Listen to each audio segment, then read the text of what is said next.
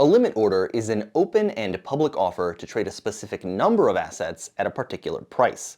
Traders need these orders to be legitimate, so exchanges require custody of the asset to ensure that every limit order is totally liquid. If you take away any part of this process, then you end up with something that is very, very different from a real limit order. Robinhood is a great example of an exchange where you can create limit orders. You deposit assets, you pick a price, and post your limit order, and if a trader likes the price, then that order is filled.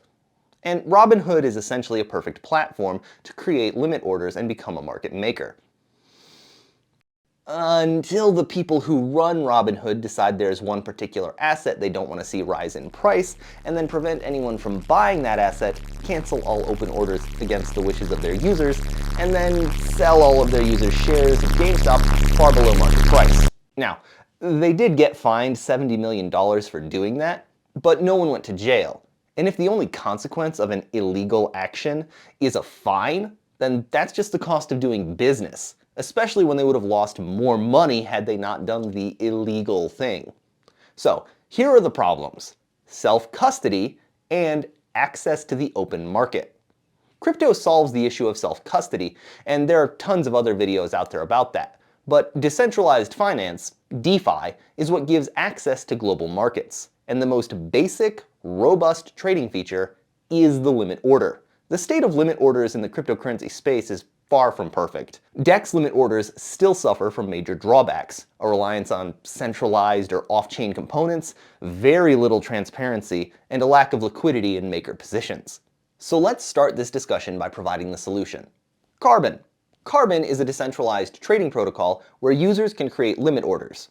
Real limit orders on any standard ERC20 token.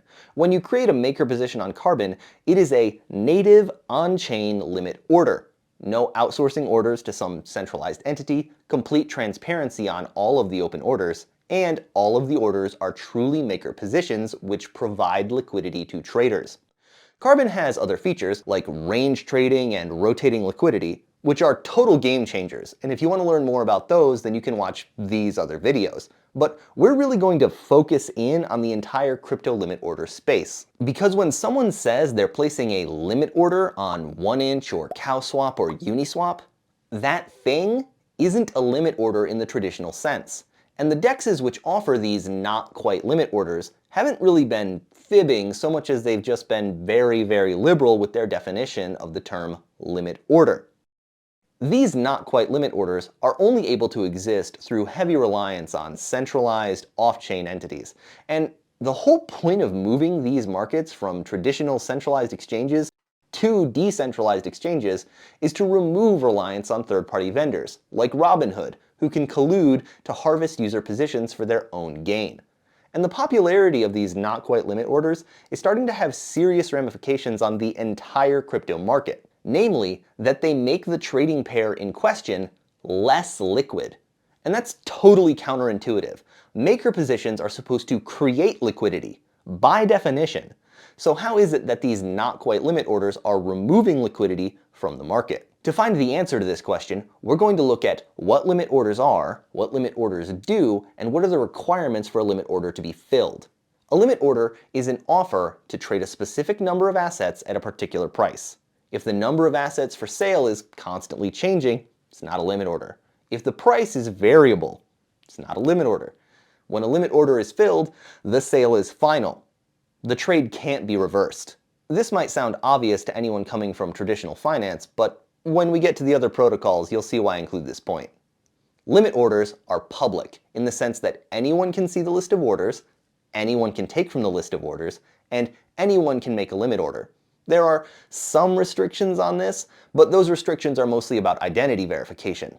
E-Trade America and Webull are required to get your ID, but anyone who's of age and not actively trying to launder money can participate and see the list of open orders. Limit orders create liquidity for traders.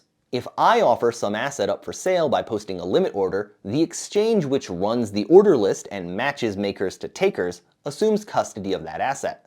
This is so that traders can be confident in the liquidity of that asset.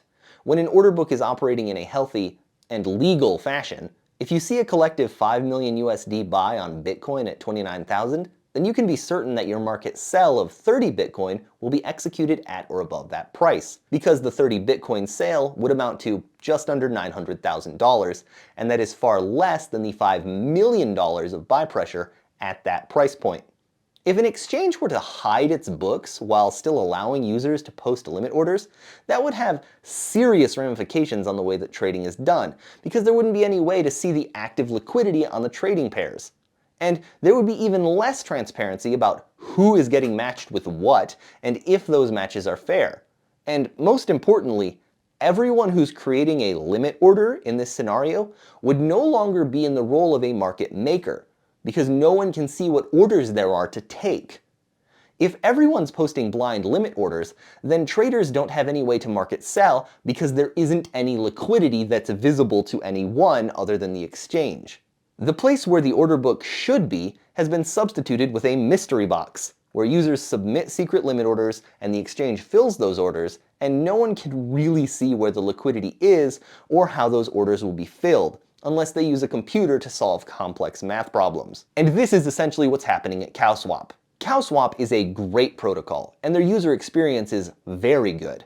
CowSwap offers users the opportunity to create limit orders, and if two users create orders where they each have what the other one wants, then there is a coincidence of wants, a COW.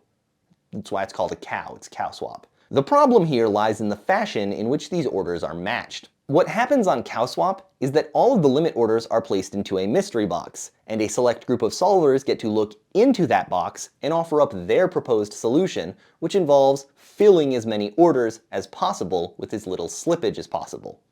The reward for the solver is 100 cow tokens, which as of recording is $7. This is a huge problem for the crypto space, because none of the limit orders involve providing liquidity as a maker. In fact, the solution offered by these solvers usually involves taking the liquidity to another DEX, like Bancor or Uniswap, SushiSwap, or Carbon, making trades inside of the AMM pools on the other DEXs, and then divvying out everyone's desired capital. Makers who place limit orders expect their capital to be on the market for traders to take. But what happens here is that the capital is outsourced to a variety of AMMs, which means that all of these not quite limit orders are actually taker positions. They're taker positions. They don't add liquidity to trading pairs, they trade against existing liquidity on other exchanges. 1-inch limit orders have a similar problem. A user who posts a limit order on 1-inch won't see their order publicly listed, but it is instead, according to their own docs, placed into a centralized 1-inch database, and that a 1-inch limit order does not reserve funds when placed. These not quite limit orders are not making markets. The users who set them up are not creating maker positions, and the traders who wish to take offers using readily available liquidity can't. And if they want the information about the liquidity in the network, they'll have to go to the 1-inch docs and use their quick start tutorial for viewing the API. Other decentralized exchanges use UniV3 to create limit orders, where a user deposits asset, picks a range of 1 tick spacing, and when the price drops through that tick spacing, the token is converted. This is a maker position, which is good. Finally, a limit order should be a maker position. Now, these limit orders technically have slippage of 1 tick spacing, which is a problem, but the concentrated nature of UniV3 means that the slippage is so small you can kind of just pretend it's not even there, and honestly it's good enough that I just give it a pass. The main problem here is that the order is reversible. If your limit order on UniV3 gets filled, it can just be reversed, it can just be undone. The self-reversing nature of concentrated liquidity AMM limit orders arises from the fact that within every AMM, there's only one curve that is used to execute buys and sells. Once a buy order for the asset is traded against, a sell order for the other asset is placed at the same price. The potential for order reversal means that these positions aren't real limit orders either. And as a side note, these orders also expose spot traders to MEV, which is another topic that's no good and we're not going to get into here. So we need a decentralized, non-custodial protocol which has on-chain limit orders. And these limit orders must be final. They shouldn't rely on centralized components. They shouldn't be outsourcing their orders to some other protocol, and the list of open orders should be readily available to traders who wish to take the offers. That's Carbon. That's what Carbon is built for.